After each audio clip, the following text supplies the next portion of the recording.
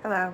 So today I will be discussing about eating disorders and the following questions. So the first question is discussing about why do you think everyone, anorexia nervosa is so much more prominent in the U.S. than in other developed countries? Well, in the U.S., I believe it's more prominent is because of the type of dynamic of all the food choices and everything, and also it is a well, the reason why I believe, in my opinion, is it's more in the U.S. than in other countries, because other countries have real food, whereas here in the U.S. we have more processed food and everything. That's I believe that's what it is. Not getting the right nutritious food and etc. I believe it's with what's in the media as well, and here in the U.S. It could be many reasons of why it's prominent in the U.S., but I believe in other countries, in other developed countries, I would say, have more. They probably have the same things as well, but it's not probably as prominent here in the U.S. So the next question is, why are we seeing a rise in children and adolescents who are diagnosed with anorexia nervosa? Well, especially during a time period, especially during adolescence, teenagers are going to have self-image, looks. Especially, I know in the video did discuss 20 million there's girls are having more. Okay, hold on. Let me say this. I would say it's adolescence with what's going on, especially with children.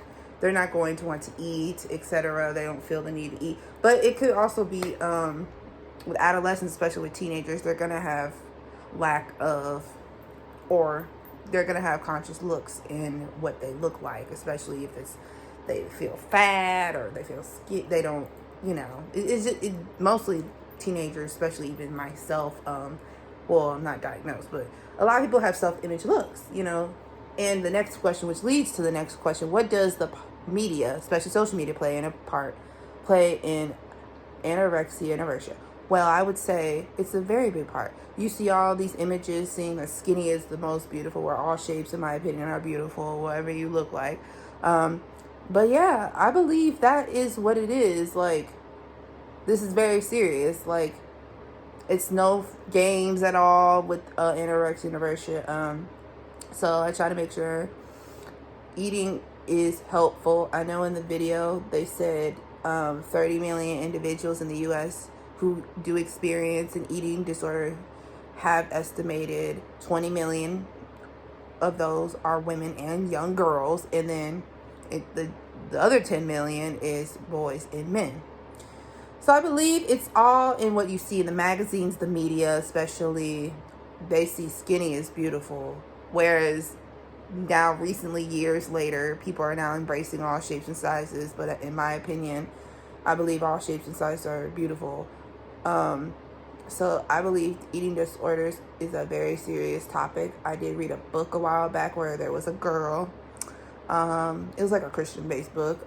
She was dealing with an eating disorder. She was fat, because all of her friends were skinny. She was very curvaceous, she felt fat, which led her to being in the hospital. And that's very scary about eating disorders. You can end up dying from an eating disorder. So that's all I could really say about that.